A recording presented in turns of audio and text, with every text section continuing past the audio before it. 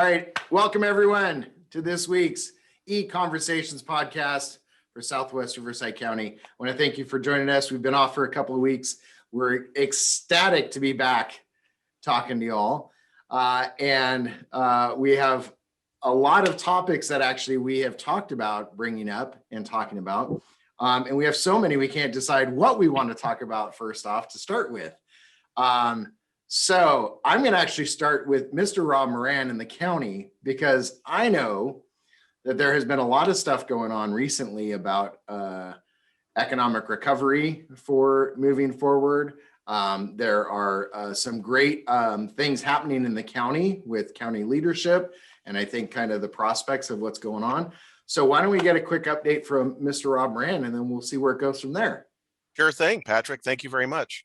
And yeah, actually, I think now that we're starting to see some light at the end of the tunnel with this whole COVID thing, and hopefully that's not naively so, but I think with vaccinations, starting to kind of move at a certain pace, and we've moved back into the purple tier, and hopefully at some point soon we'll be able to move into red tier and so on and so forth. That I think we're all feeling pretty good, or at least hopeful about where we're going. And I think what we're doing is that we realize that we're not done with COVID response. We get that both from a public health standpoint as well as the impact it's having on the businesses. This isn't over. Nobody flipped a light switch and said everything's hunky-dory again, go do what you do. There's still a lot of suffering on behalf of both our residents and our businesses. But I think as we do kind of turn the corner, so to speak, we're starting to look at what the long-term economic development outlook is like. And I know we use the term recovery a lot because there's going to be in certain sectors, leisure, hospitality, and so forth. There's some pretty lasting impact, I think, there.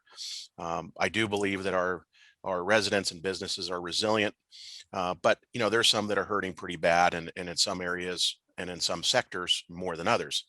But I think we've kind of pivoted along with our county's economic recovery task force, which, Patrick, of course, you're a member of, that we're starting to look at, long-term, quote, normal economic development, right? What is that as we kind of get back to normal? What does that look like? What are we trying to do? And so we're pretty excited about kind of shifting focus from that response, or predominantly response into, economic development moving forward, both the way that it was and new and enhanced efforts. And for us, we probably haven't shared this, and I know you all are aware of it, but about a year ago, in fact, a year ago exactly, the county went through some structural changes and kind of moved things around in terms of economic development, workforce, and some of our facilities functions. And we created this new department that is in charge of economic development, and it lies within it, among other things. And then we're getting ready to kind of launch and move forward. And it's a smaller department, and we're getting ready to kind of pivot and start moving forward. And then the pandemic hit, and we've spent basically the last 12 months, all of us here, not just the county, but all of us sitting in this virtual world, responding to the crisis that we faced with, again, both from the public health standpoint as well as what's going on with our business community. So now that we're, I think, trying to get out of this COVID coma, we want to come back to life and start, looking at those, business attraction, branding, marketing components and industry sectors that, we'd kind of had in the queue all along. And now I think we can devote some time and effort to getting back to, again, that normal economic development. So that's sort of a nutshell explanation of what's going on. And so we're excited to be working and partnering with the Economic Recovery Task Force, which has a county-wide focus, because I think for us, we are this really vibrant region, and it's composed of these wonderful regions within it that have a lot going on in their own right, and what works for one may not work for the other. Some may work for some things may work for all areas, and then some we have to sort of specialize, like what we're doing here in Southwest County, and our long-term economic development efforts and partnership that's this group and others, and we're excited about that. So that's kind of the 30,000 foot level, Patrick. You're right on with the kind of and I like to call it is these different little ecosystems within the county, right? You have Riverside County, 10th largest county in the United States. So, but we're talking, and we talk almost weekly on everything having to do with Southwest Riverside County, but you've got these different areas. Southwest Riverside County, you have kind of the Riverside Corona area, Right. you have the Pass area, and then you have Coachella Valley for the most part. But one thing that you stated, and one thing that we'll probably talk about in a future episode, because it's on our list of things to talk about, like tourism, right? We know that in this area down here, we've been hit hard by tourism, right? Specifically, mostly Temecula and the wine country associated with it. Mm-hmm. We've also identified, though, that is an area that probably will respond quicker as things start to reopen than a lot of other areas, because it's easily accessible by car, because it's open air. It puts people in an area of comfort. Whereas the complete opposite of that is Coachella Valley. We've talked many times, that's an area that's probably going to hurt for a much longer time when it comes to the recovery aspect of their tourism. And so I think your point is so spot on of these different little ecosystems within our county and how unique they are. Yet they all work so well together. And the county, I think, identifying that is so strong. Yeah, absolutely. And I'm sorry, Gina. And to your point, I think, we have certain regions like the Coachella Valley and others that, that survive based on getting lots of people together in one place often. And when you take that away, and the ability to do that away, and that's how people make their money, and that's how there's job creation and economic impact, then, that's when you have something that's devastating. And the Coachella Valley specializes in having large events. And so, it's not just the stuff that's really visible, like the BNP Paribas Open or the golf tournaments or Coachella or Stagecoach. It's, they've got lots of large hotels and conferences and things that you don't really know who's there, but there's, a couple hundred people or several hundred people at a time. And, that's not just the Coachella Valley, but it's, Northwest County at the convention centers and hotels and so forth throughout. But I think that, what I think about the Southwest region is I think that wine country is well positioned, that once, and we have the outdoor aspects of it now that's allowed with the restaurants and so forth. But I think there's going to be a ton of pent up demand, both, those that, regardless of how they felt about the whole pandemic and all the measures that were taking place. I think there's a ton of people that want to get away, and they're sick of being cooped up, and they want to go out and have a nice meal and have a really good glass of wine. And guess what? You can do that within an hour of just about anywhere in Southern California by coming down to the Temecula wine country. And then you've got everything else that goes with it, with all the amenities that are in Southwest. So yeah, I'm again excited. And I think you've seen that those that are able to open up and have the outdoor activities, that, it's people are anxious to get back and into the swing of things. Speaking of the swing, and there's a reason why they're calling it, when everything opens up, the Roaring 20s is how they're comparing it. Mm-hmm. And I guess we were kind of like in a prohibition state of mind, so to speak. So it'll be really interesting to see, to your point of how quick everything kind of comes back and how the demand is really pent up. But I was also going to mention, we were just recently in a meeting with Congressman Calvert, probably much like the rest of the cities here. And one of the things they were talking about is the bipartisan support for all states of like tourism, from hotels to events to going out, really being 100% tax deductible. And that's something that they're considering on both sides of the aisle as a way to spur and help the tourism sector. So, hey, more power to you. I'm real excited about, going out and spending money doing things, and at the same time saving, so to speak, to encourage that. So, if I could encourage folks to support that in the general public, I would say, please contact your congressman, whoever they may be, and support that effort to really encourage and help our region really rebound quicker. Because in the end, those are jobs and our sanity. Yeah. More importantly, yes. Yeah, I can't wait to that point too. I feel like I was telling somebody today, I felt like, obviously it's of choice because everyone has their own choice, but we've chosen that, it feels like I've been imprisoned in our home for the last year, but it was, what's that? Except the food's better. Yeah. Yeah. I'm like, you better not say maybe. This is being recorded. I know. So you also have a leadership change at the top coming up here, right, Rob? Yeah, no, we not coming up. We have. Oh, well, yeah, technically, yes. And so our former county executive officer, George Johnson, after a long, an illustrious 30-year career with the county, decided to hang it up at the end of the year, December. And so the Board of Supervisors selected Jeff Van Wagenen, who I've known, and he worked in our agency, the old former EDA, for a while. So know Jeff well. So excited to have him leading the county and, facing the challenges and opportunities that we have going forward. So he's a great guy and look forward to working with him. Well, I thank George for everything that he's done.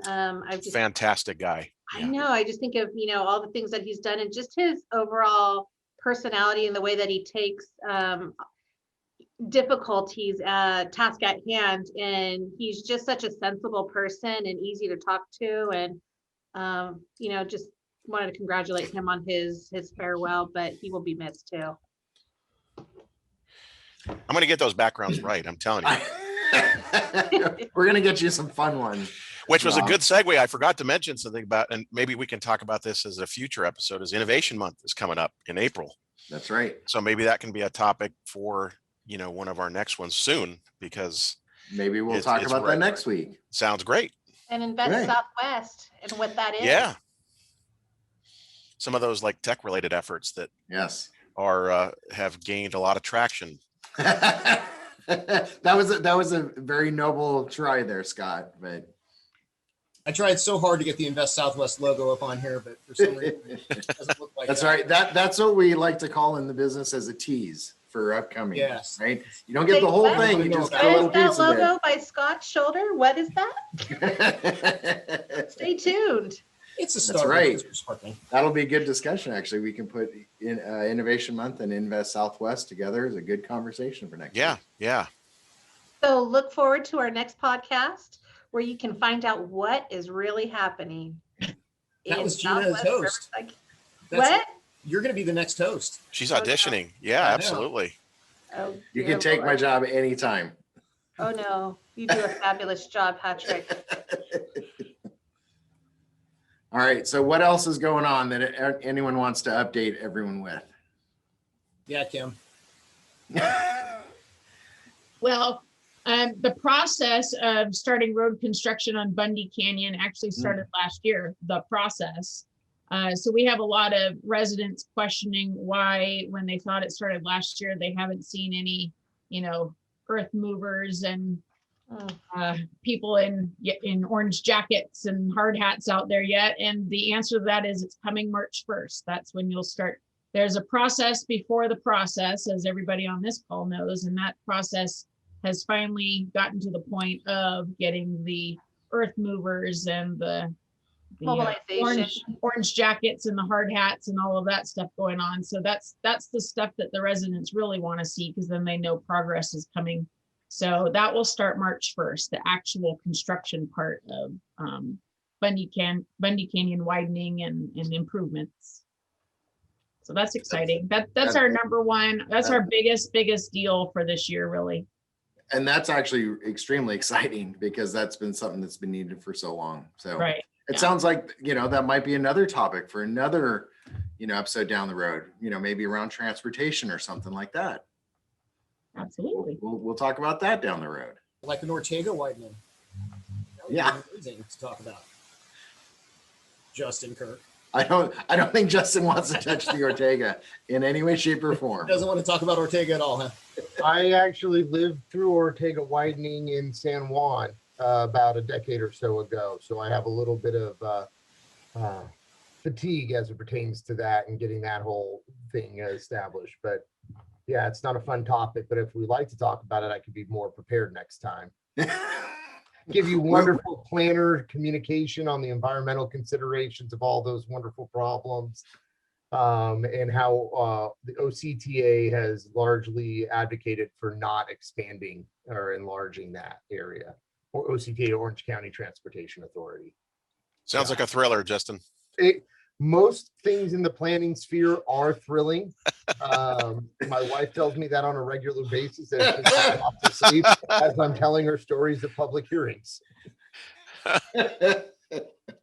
Yes, so transportation will definitely be one of those future discussion items for us. So, Well, I could And share a maybe- little something. what's that?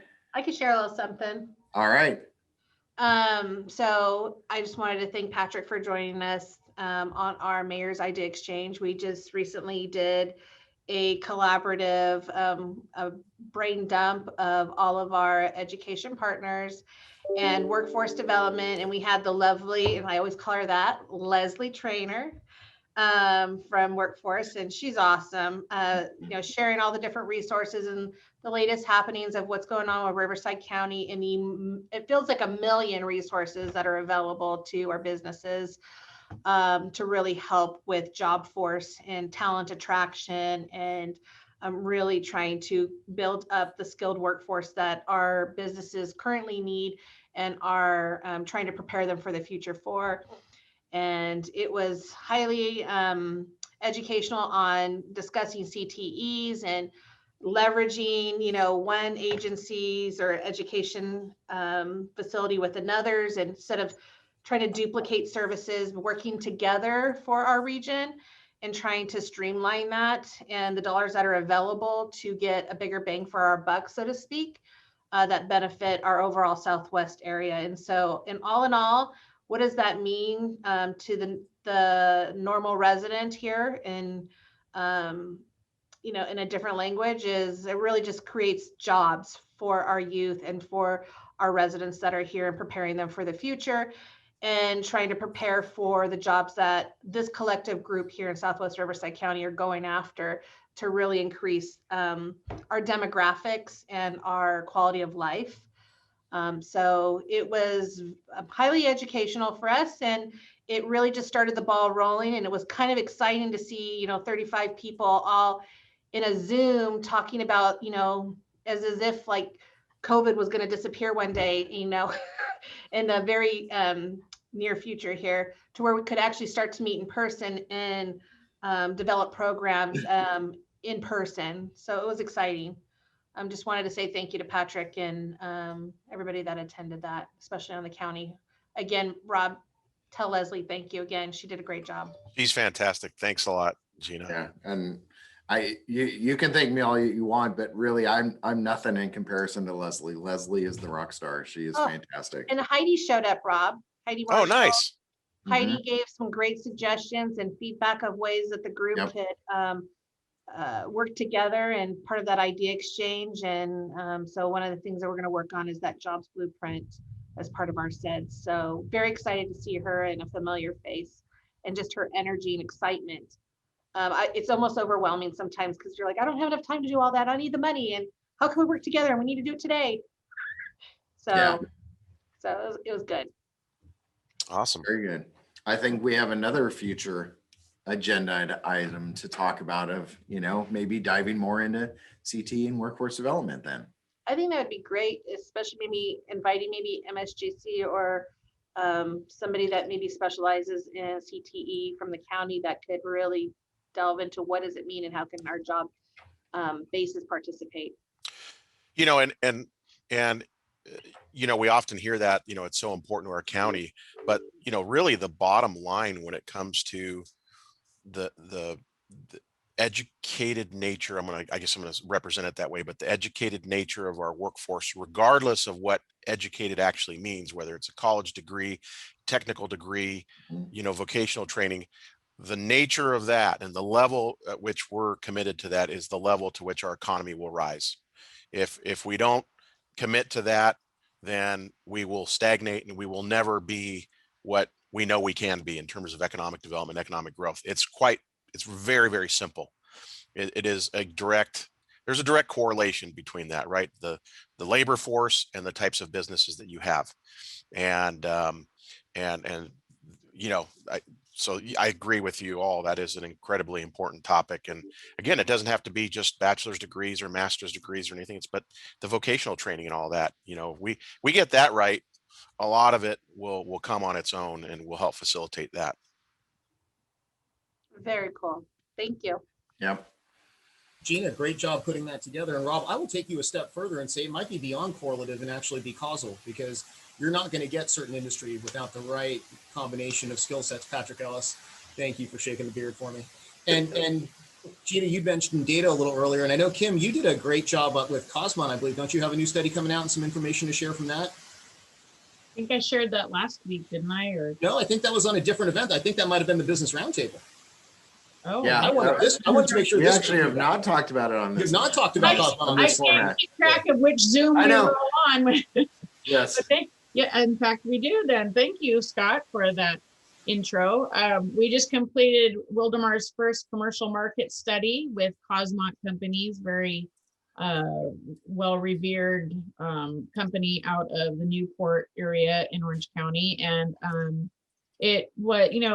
but when you do a study like that with a city, you should never be really surprised by what's in it, because we all know our cities. So it's usually, hopefully it's going to back up what you've already been telling people. And that's what we found out. But not only did it back up what we have been telling people, but it was even slightly better than what we had been telling people too. So that was definitely a slight pleasant surprise for that. But we did a study on Clinton Keith corridor, which is our Miracle Mile, and all of the opportunities there and what we'll be looking forward to putting in as far as future development into Wildomar, and really honing that in as a vision of the future of Wildomar. And we look forward to hopefully going back to ICSC maybe the end of this year and being able to share that. I've already been on Zoom calls with some developers, and I was invited to a brokerage firm last Wednesday, a local brokerage firm, where I actually got to go in person and be around real live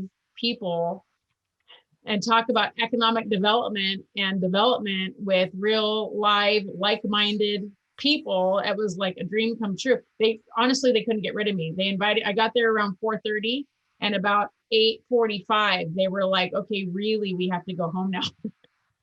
I didn't want to leave, but it was really a lot of fun. So Don't get out of the house much.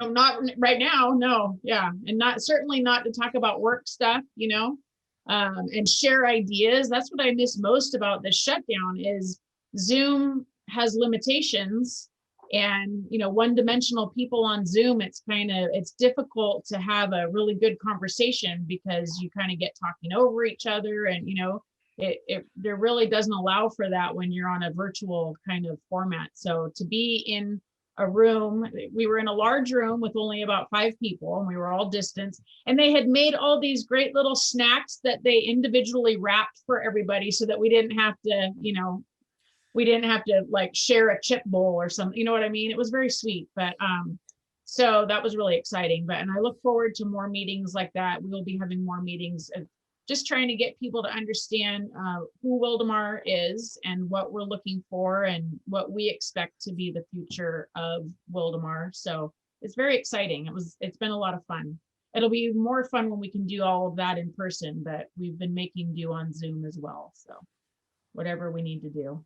But yeah, thank you for that. That was my first site tour I've ever had to do, almost virtually. We were in 2 separate cars, and we had the phones on Bluetooth. And so Cosmont was behind me in the car behind me, and we were going really slow up and down Clinton Keith while I pointed things out, probably irritating every other driver on the road. But so that was kind of challenging, but we still figured it out. So it's usually, for those of you listening who don't know, usually we put the developers or in this case, the research company in the car with us, and we drive them around and talk about stuff, right? Just like you would give a tour to, maybe your relatives or something like that. But with COVID, and this was back last September, so we were being super mindful, super extra mindful of it.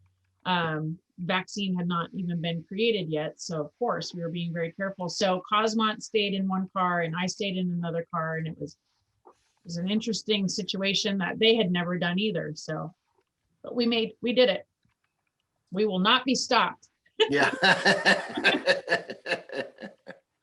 Where there's a will, there's a way.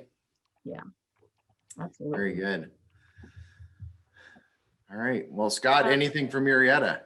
Yeah, I just want to point out when we do our tours of Murrieta, our tours are 80% accident free. There's a very high survivability rate. So we've taken many tours, and don't be afraid to come out here and do a tour with us. 80%, that high? 80%, very high, very strong numbers here in Murrieta for our tours. Yeah. And so we're very excited. You know what I love is that Gina's hosting idea exchanges, and Kim is still pursuing data analytics today when you may think that this is a different time, but we just finished a major study with Retail Coach, and we're going to have some data coming out very soon. I think this is actually a really intriguing time to start amping up as Rob talks about recovery in the county. When we start looking ahead, I think it has to be done in these categories, right? We got to focus on our education and our pipeline programs and making sure people are skilled and trained to go back to work. And we're making sure that we have the right data and numbers to attract new business and development. So it's really exciting to see the work that you guys are doing. I think it's excellent work. And I just think that you guys are all on the right track. So I am honored to be in your presence. We have I a mean, great five out of the six of us, I mean, really strong. Really strong. Hey, just because I make up that 20%, really?